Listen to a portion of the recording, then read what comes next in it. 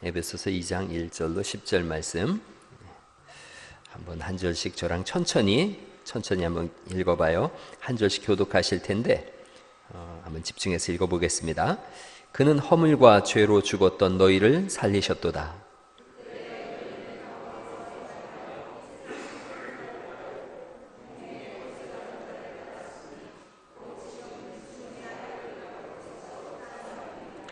전에는 우리도 다 그 가운데서 우리 육체의 욕심을 따라 지내며 육체와 마음이 원하는 것을 하여 다른 이들과 같이 본질상 진노의 자녀이었더니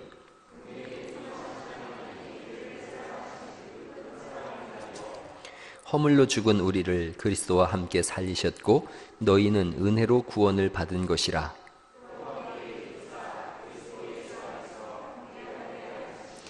이는 그리스도 예수 안에서 우리에게 자비하심으로써 그 은혜의 지극히 풍성함을 오는 여러 세대에 나타내려 하심이라.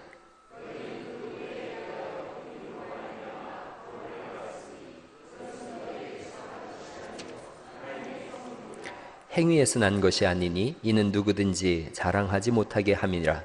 우리는 그가 만드신 바라 그리스도 예수 안에서 선한 일을 위하여 지으심을 받은 자니 이 일은 하나님이 전에 예비하사 우리로 그 가운데서 행하게 하려 하심이니라. 아멘. 아유, 얼마나 힘드셨어요. 사실은 하루하루의 삶이 고단해요.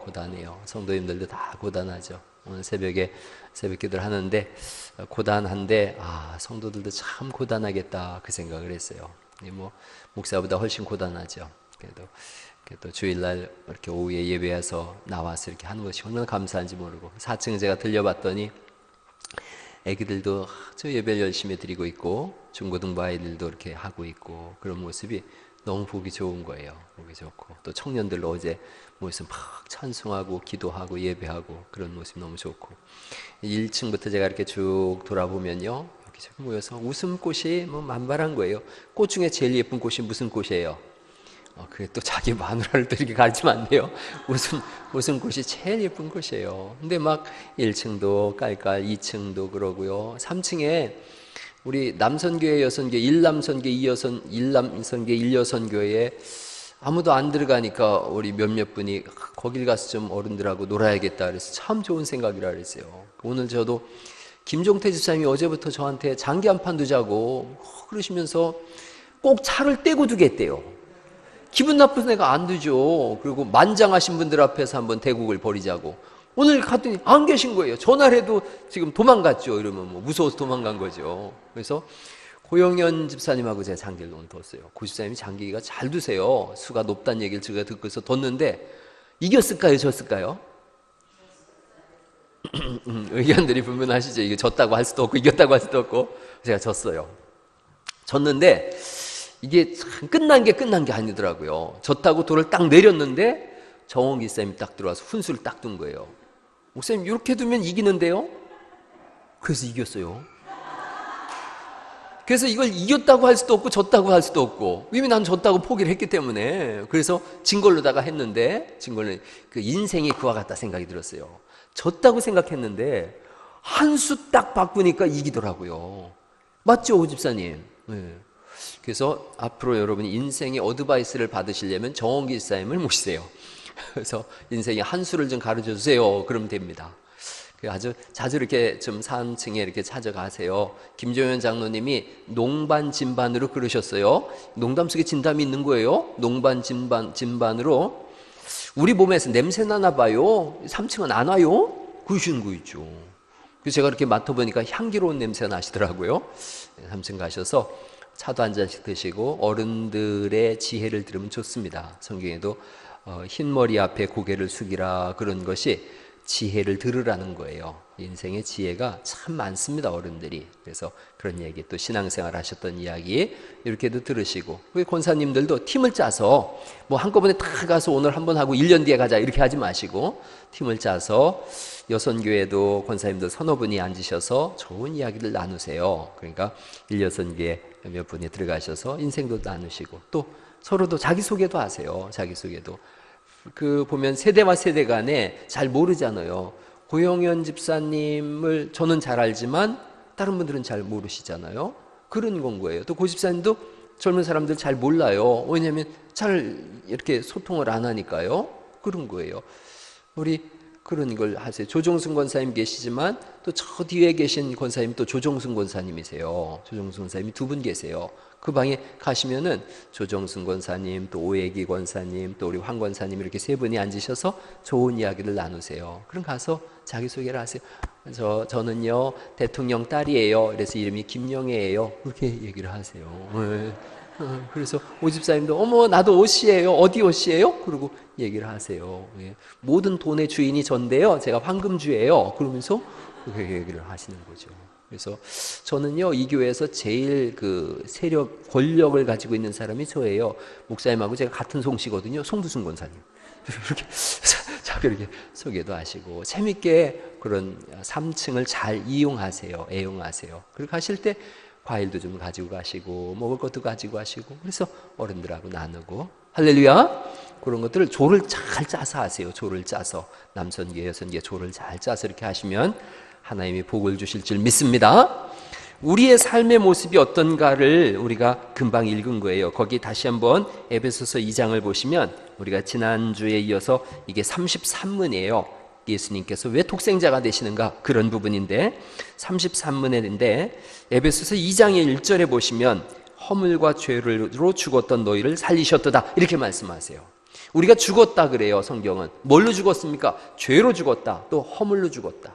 죄와 허물이 좀 구별돼서 말씀하세요. 죄는 의도하지 않은 거예요. 그런데 그 일이 일어났어요. 예를 들어서 관역에 화살을 쏜다, 화살이 빗나갔다. 그게 죄라고 하는 단어예요. 하말티아라고 하는데 죄에 대한 히브리적 단어는 여러 개가 있어요. 꼭 하나만 있는 건 아니에요. 그런데 화살을 쏘는데 열심히 쏘려고 쐈어요. 이 허물을 먼저 설명해 볼게요. 열심히 관역을 향해서 쐈는데 빗나갔어요. 그게 허물이에요. 우리의 한계죠. 죄는 일부러 다른 데를 쏘는 거예요. 우리 아이들 키워보면은 알 수 있어요. 아이들한테 부모가 원하는 건 시험 볼 때 몇 점이에요? 100점 맞아라. 제가 열심히 노력했어요. 근데 30점밖에 못 맞았어요. 그랬을 때에 그걸 아이가 노력은 했지만 점수가 안 나왔어요. 허물일 수 있는 거예요.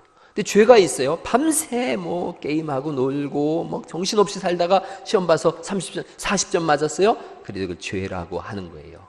죄와 허물이에요. 의도했어요. 그런데 잘 이루어지질 않았어요. 허물이에요. 아예 의도도 하지 않고 내 맘대로 살아요. 그게 죄예요. 언제가 제가 그런 말씀 드렸어요. 시어머니하고 고부간의 갈등이 참 심각해요. 우리나라가 가장 심각한 게 고부간의 갈등이에요. 그런 이유가 엄마들은 아들을 자기 신랑보다 좋게 생각한대요. 자기 신랑보다 더 귀하게 생각한대요. 어제도 우리 같은 팀 중에 7째인가 8째인가 계신 분이 계셨어요. 그런데 셋째인가 넷째. 근데 딸만 7이에요. 그리고 8번째 아들 낳으려고 그런 거예요. 그 아들 하는 거예요. 그러니까 아들은 내 남편이고 내 전부고 내 인생이고 그게 아들이에요. 근데 어느 날 불려시 같은 년이 와가지고 꼬리 살살 치고서는 그 사랑을 뺏어간 거예요. 그 사랑이 뺏겼다고 생각하는 거예요. 아들을 뺏겼다. 이 세상에서 제가 말씀드렸죠. 5, 6월에 설이 내리게 하는 두 분이 계신데 하나님과 그분들이에요. 그 아줌마들.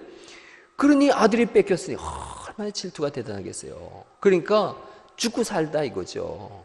근데 이런 생각을 하셔야 돼요. 아들은 성경대로 그대로예요. 이렇게 떠나보내는 거예요. 떠나보내는 거예요. 그래서 이스라엘에도 이렇게 자녀를 낳아서 결혼식을 할 때는 이렇게 합니다. 예수님도 그 배경 속에서 말씀하셨는데 마음에 드는 아가씨가 있어요. 그럼 자기 부모하고 먼저 상의해요. 아버님 건너 동네에 김진사 댁 둘째 딸이 제 마음에 쏙 듭니다. 그러면 이제 그 가족이 매파를 낳아서 알아봐요. 그 가문을 알아보고 그 아가씨를 알아봐요. 그러고 나면 오케이 한번 가서 인사드려봐라. 그러면 이 아들이 잔뜩 예물을 준비해 가지고 가요. 신부의 환심을 살 수 있는 예물을 가지고 가고 그래서 일주일을 머물러요. 그 집에서 일주일을 머물면 그 처갓집 될 집안이죠. 이 집에서 이 사이될 아들이 오면 사이될 녀석이 오면 일주일 동안 시험을 합니다. 시험하는데 이런 시험을 해요. 일단 굶겨봐요. 한 3일 굶겨놓으면 사람 본성이 나옵니다. 배고프면 승질나는 사람 손 들어보세요. 들지 마세요. 있어요, 다. 배고프면 승질나요. 그런데 그 승질을 얼만큼 잘 절제하느냐, 이걸 보는 거예요. 그리고 또 술을 잔뜩 먹여봅니다. 꼭 해보세요. 아니, 하지 마세요. 술을 잔뜩 먹여봐요. 그러면 주사가 나오죠. 술 옛날에 드셔본 분들 계시죠? 제 친구들 중에도 여러 종류가 있어요. 술 마시면 우는 친구가 있는가 하면, 술 마시면 계속 말을, 평소에 말이 없는데 계속 말을 하기도 하고, 또 술을 마시면 아예 말을 한마디 안 하는 그런 친구도 있고, 다양해요. 술 마시면 싸우려고 하는 사람도 있어요. 그 왜 동네마다 시끄러운 분 한 분씩 계시잖아요. 그분 술 한 잔 드시면 동네가 시끄럽죠.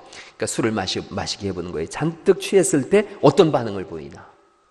그러면서 이 친구도 본인을 보게 되어집니다. 제가 이렇게 추천하는 것은 여행을 해보면 좋아요. 4일 되겠다고 온 녀석이 있으면, 그래 나랑 한 3일 여행을 해보자 그러고 저 지리산에 아주 뱀사골로 들어가세요. 들어가가지고 자기는 몰래 잔뜩 먹으면서 이놈을 굶기세요. 그래서 힘들었을 때 어떤 반응을 보이는지, 그게 그 사람의 인간성일 수 있어요. 그렇게 해서 일주일을 잘 관찰을 해요. 일주일 뒤에 그 신부될 아가씨한테 포도주를 이렇게 내밀어요. 그랬을 때 신부가 이걸 받아들이면 결혼이 성사되는 거예요. 결혼이 성사되면, 안 받아들이면 어떻게 하느냐? 안 받아들이면 큰 망신을 자기가 떤 거예요. 그 가문에 수치를 끼친 거예요. 그래서 뒤도 안 돌아보고 도망 나와야 돼요. 가져간 예물 다 놓고 그냥 뒤도 안 돌아보고 도망 나오는 거예요. 근데 받아들이면 이제 절을 하고서 얘기를 해요. 내가 가서 처소를 마련하면 다시 와서 신부를 데리고 가겠습니다. 그 잔치가 이루어지는 거예요. 예수님이 우리에게 오셨어요. 우리에게 오셔서 피와 살을 다 주신 거예요. 피를 주시면, 잔을 주시면서 이것은 내 피다. 너희를 위한 내 피다.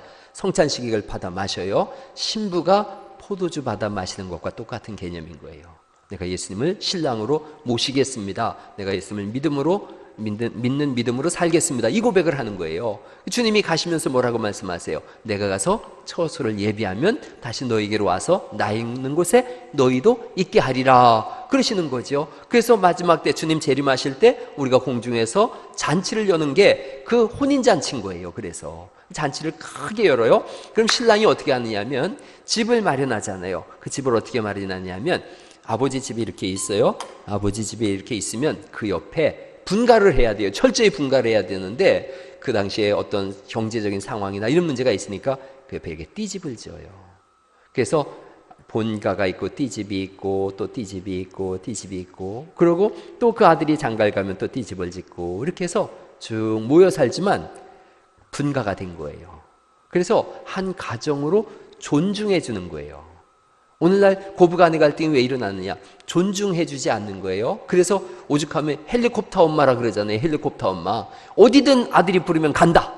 그래가지고 그냥 학교든 군대도 간다는 거예요. 군대도. 그래가지고는 막 아들이 군대 갔는데 항상 전화하고 그래요. 요즘 군대가 말도 못하게 좋아졌어요. 우리 아들 녀석 어제 외출 나왔다가 이제 오늘 들어가는데, 군대의 그 함장이 배를 타니까요. 함장이 날마다 아이들 사진도 찍어서 올리고 그래요.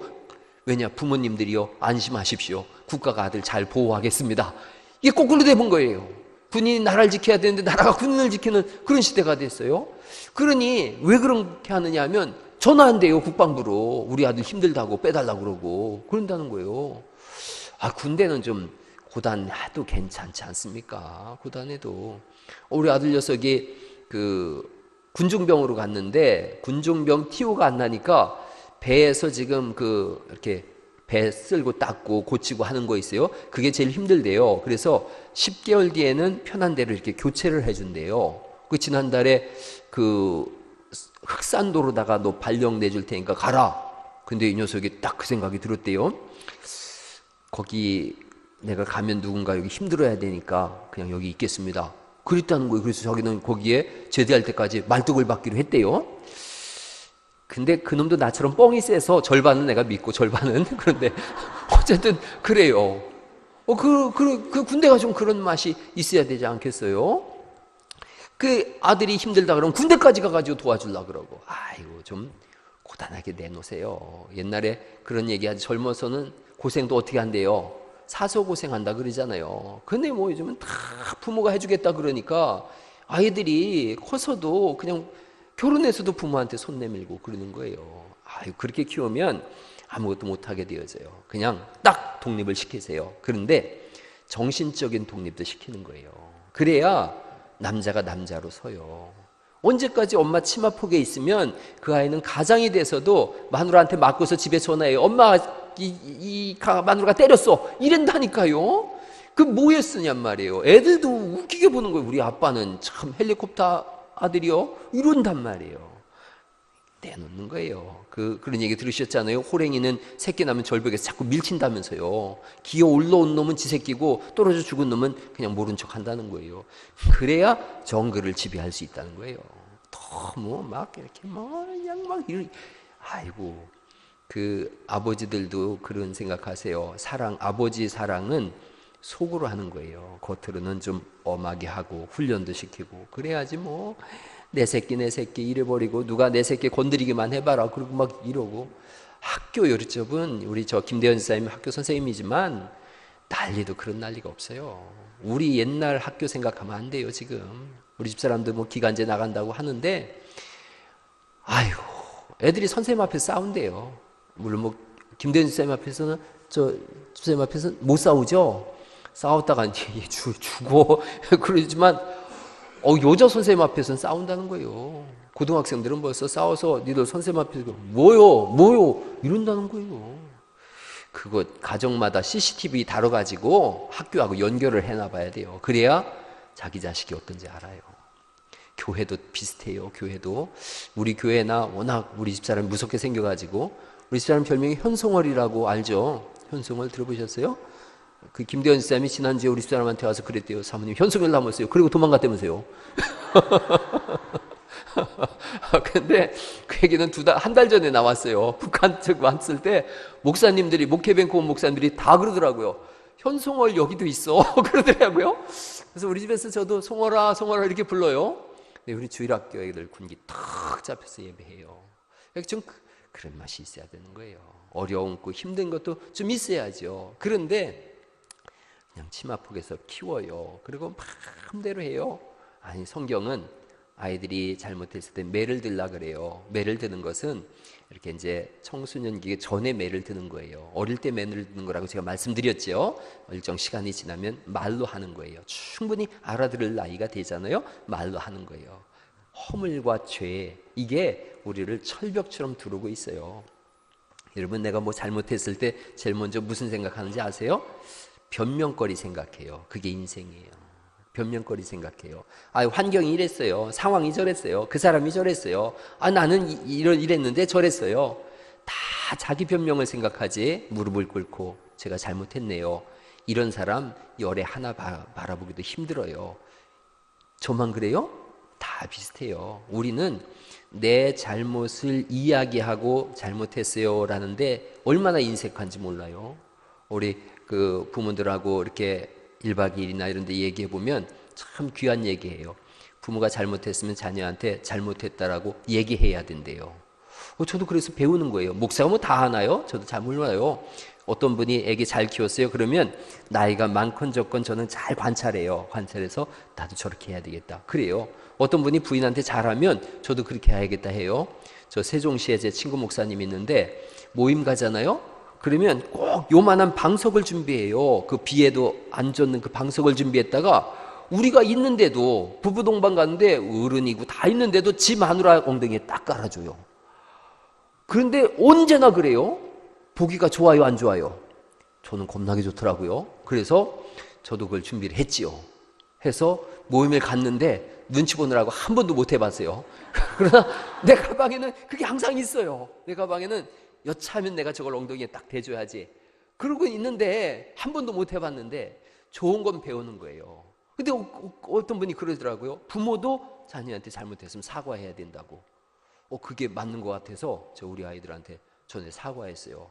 아빠가 이러이러한 일이 있었는데 그 단연간에 너희들 좀 힘들게 했던 부분이 있다. 내가 용서를 구한다. 근데 나는 이런 상황 속에서 그랬는데 정말 내가 잘못했다. 그랬더니 이놈들이 이해를 하더라고요. 이해를 하고 그럴 수 있겠네요. 그러고 받아주더라고요. 좋은 건 자꾸 배우는 거예요. 그렇게 해서 독립시킬 생각을 하세요. 정신적으로 독립을 시켜야 돼요. 그래야 그 아이가 자기 인생을 찾아가는 거예요. 그냥 우리 품 안에 두면 죄와 허물로 점철된 인생이기에 끊임없이 자기 변명하게 되어지고 자기 합리화로 나가요. 그래서 나는 이렇다 저렇다 자기 합리화만 자꾸 할 뿐이지 자기 허물을 보려고 하지 않는 거예요.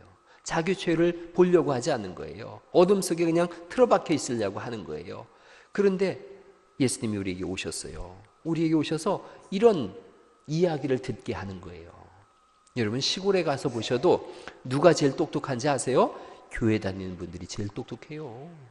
교회 다니시는 분들은 모르는 게 없어요. 그러니까 세상도 인정하잖아요. 아이고 말 많은 그리스도인이 온다 이거지. 말 많은 기독교인들이. 저 사람들은 천국에 뭐만 간다 그래요.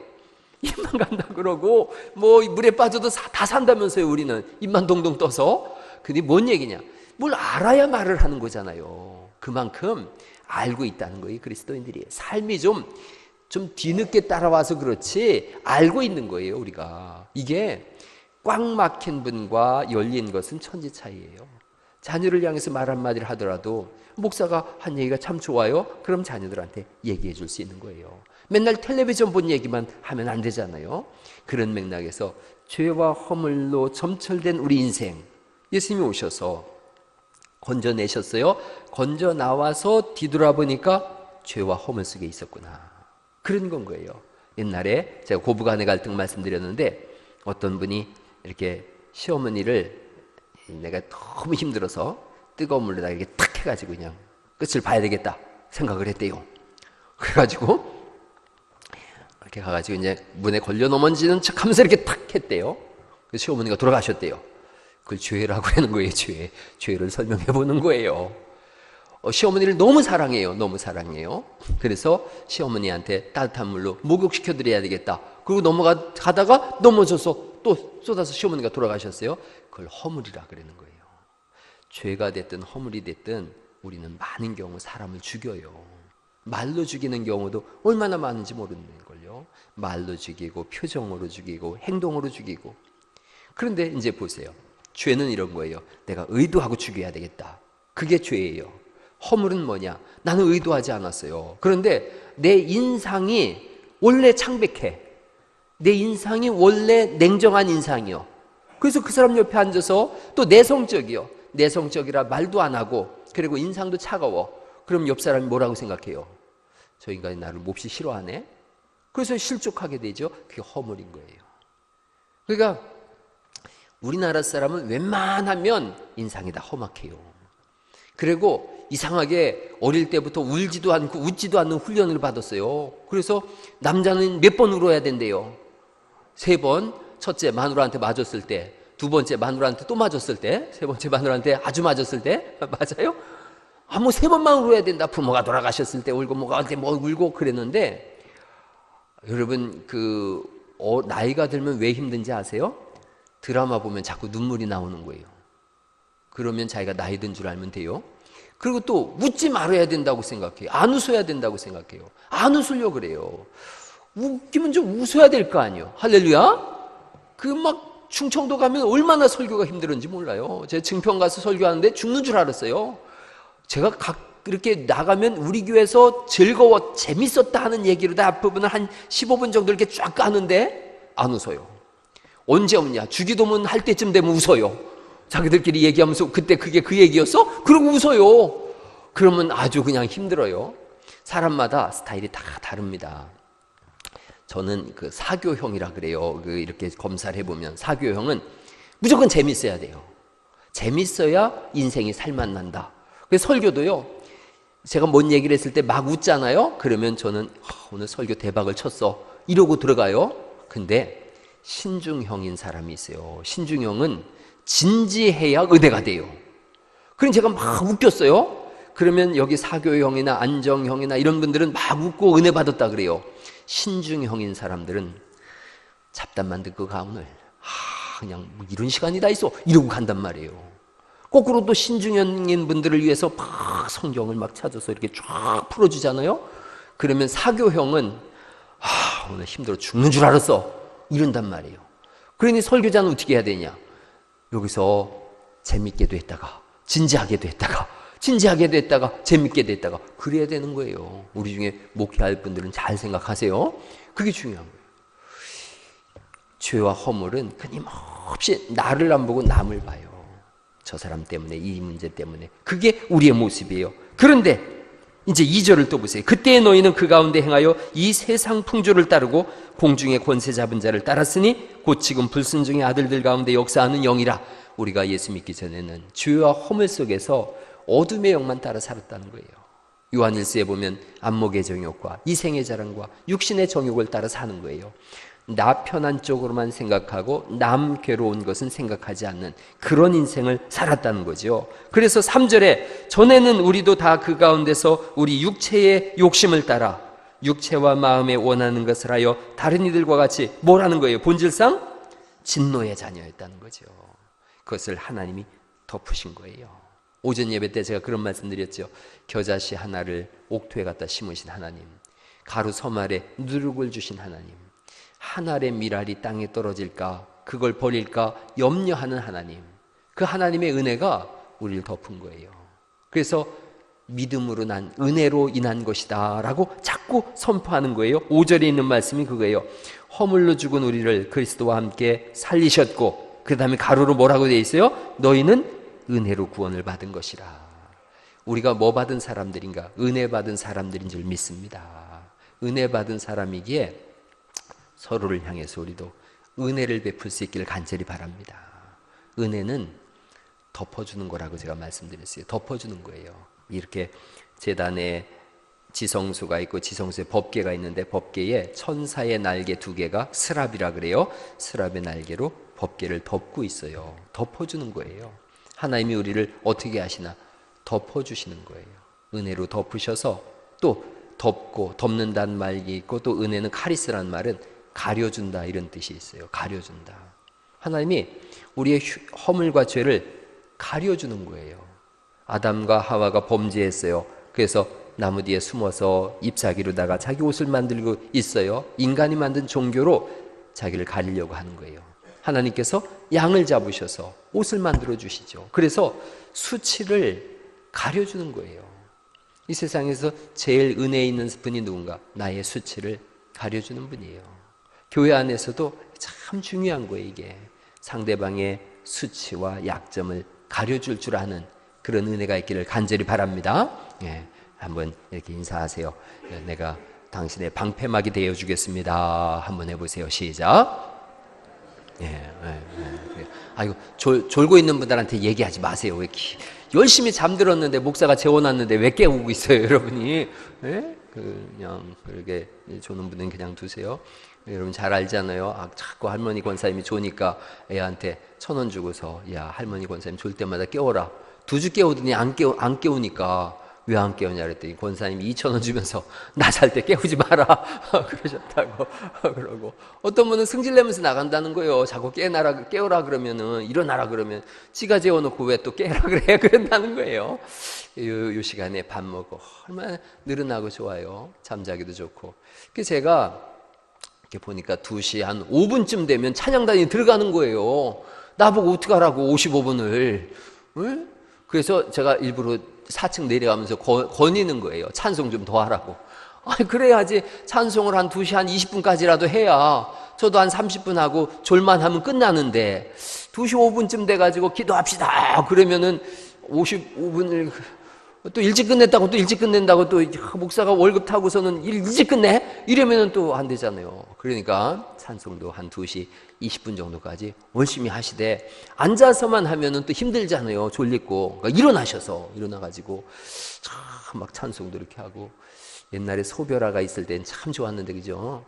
별아가 막 이렇게 율동도 하고 그랬는데, 여기 보니까 오집사님이나 김집사님이나 율동 괜찮죠? 그 오집사님이 이렇게 율동하는 거 보셨어요?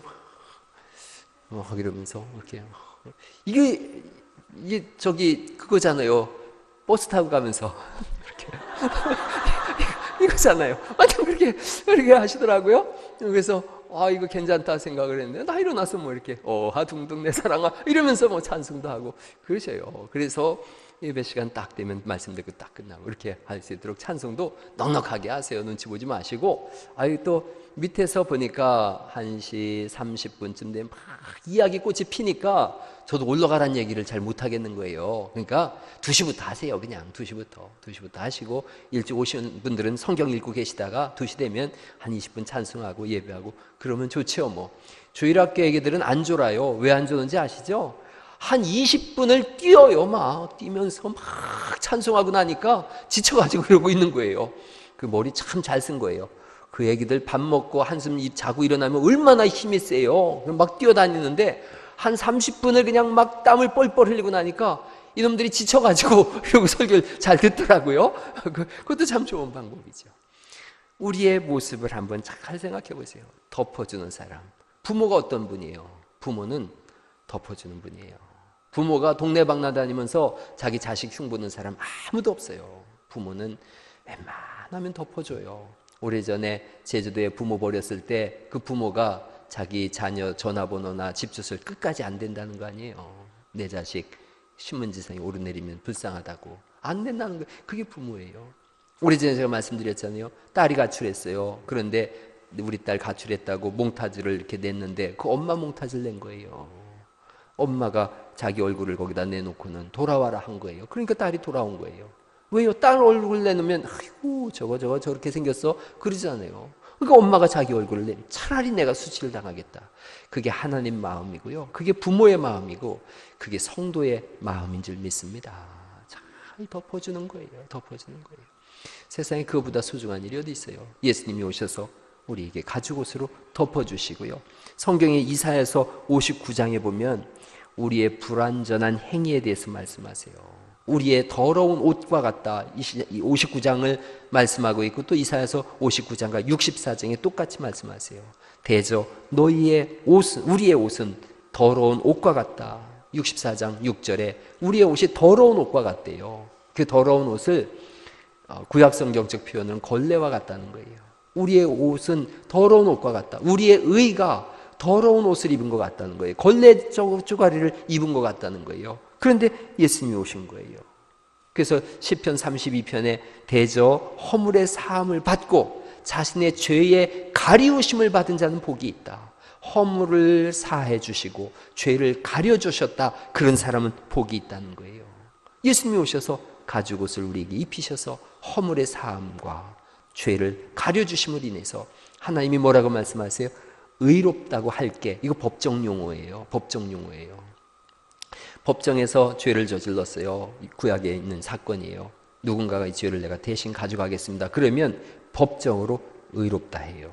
이 사람 마음속엔 죄책감도 있죠. 죄책감이 있죠. 누군가가 저분이 나를 대신해 죽었네. 죄책감도 있고 미안함도 있고 온갖 마음이 다 있지만 법적으로는 무죄예요. 무죄. 우리에게 그렇게 하시겠다는 거예요. 예수님이 우리의 죄를 대신 짊어지셨으니 그분이 그 죄와 허물을 가려주시고 사해주셨으니 죄 없다 하겠다. 믿음으로 의롭다함을 얻는다. 이 신득의 교리가 거기서 나오는 거예요. 법적으로 무죄 이걸 선포하는 거예요. 창세기 6장에 온 세상에 죄악이 막 넘실댔어요. 죄악이 관영했다. 이 관영했다는 것은 가득 차서 넘쳤다는 거예요. 폐괴와 강포가 가득했다. 성경이 이 창세기 6장이 말씀하세요. 폐괴, 강포 이렇게 말씀하는데 폐괴하는 것은 섹스에 관한 부분이에요. 성적으로 넘쳐났다는 거예요. 강포 이것은 corrupt예요. 바이올런스예요. 바이올런스. 폭력이 넘쳐났다는 거예요. 그러니까 사람이 죽이고 마음대로 여자를 자기가 빼앗고 이런 거예요. 오늘날 영화의 가장 큰 기둥이 뭔지 아세요? 폭력과 섹스예요. 이게 빠지면 드라마고 영화고 잘 안 이루어진다는 거예요. 그런데 창세기 6장에 그런 세상이 넘쳐났어요. 그 하나님께서 노아의 가족을 택하세요. 그래서 방주를 만드셔서 그 관영한 세상에서 구원해 내세요. 그로 인하여 살게 하시는 거예요. 우리가 마찬가지예요. 예수님이 이 관영한 세상에서 우리를 택하세요. 그래서 살게 하심으로 인하여 우리가 그 은혜로 사는 사람들인 줄 믿습니다. 우리라 하여금 자랑할 거리가 없는 거예요. 하나님이 다 그렇게 하셨구나. 그래서 모든 무릎을 예수의 이름에 꿇게 하시는 거예요. 이게 자의적인 꾸름이에요. 자의적인 꾸름. 그 은혜가 나로 하여금 주님의 그 권한 앞에, 주님의 그 은혜 앞에 무릎 꿇게 하는구나. 그런 건 거예요. 강제로 칼들이 대봐요. 우리 중에 그 강제로 칼들이 될 때에 주님 앞에 무릎 꿇을 사람이 몇 명이나 있겠어요? 몇 명이나. 차라리 날 죽여라. 나는 그렇게는 못한다. 그러죠. 그런데 한없는 사랑과 한없는 은혜가 우리를 끊임없이 덮어요. 끊임없이 덮어요. 성경에 하나님이 치신다 그러지만 그것은 죄의 결론을 말하는 것이지 하나님이 진짜 때렸다 이런 말씀 없어요. 하나님 때리면 죽죠. 그런데 하나님 우리를 택하심은, 우리를 향한 소망은 장래에 소망을 주시기 위함이라는 거죠. 니느웨 성 사건이 있지 않습니까? 죽이려고 그러면 뭐 하려고 요나를 보내요? 그냥 싹 멸해버리면 되죠. 요나를 보내심은 회개하고 돌아오게 하시기 위함인 줄 믿습니다. 끊임없이 덮으시는 거예요. 끊임없이 품으시는 거예요. 이 한 주간도 세상에 나가서 믿음의 삶을 살 때에 잘 품어주시고 또 잘 덮어주셔서 세상이 우리를 보면서 저기 믿음의 사람이 간다, 그런 칭찬을 들으실 수 있기를 간절히 바랍니다. 세상을 바꿔놓는 누룩 같은 인생, 또 한 알의 밀알이 밭에 심겨져서 큰 나무를 이뤄서 누구든지 와서 쉴 수 있는 큰 나무 된 사람들, 그렇게 하나님 앞에 쓰임 받는다면 우리 하나님 앞에 섰을 때 우리 하나님께서 잘했다, 충성된 종아 하는 그런 칭찬이 있을 줄 믿습니다. 한 주간도 승리하시고 수요 예배도 열심히 오시고 금요 예배도 오셔서 기도하시고 새벽에도 깨어서 기도하시고, 그래서 교회가 흥왕하고 살아나고 역사하는 그런 부흥의 시작이 울려 퍼질 수 있기를 예수님의 이름으로 축원합니다. 기도하시고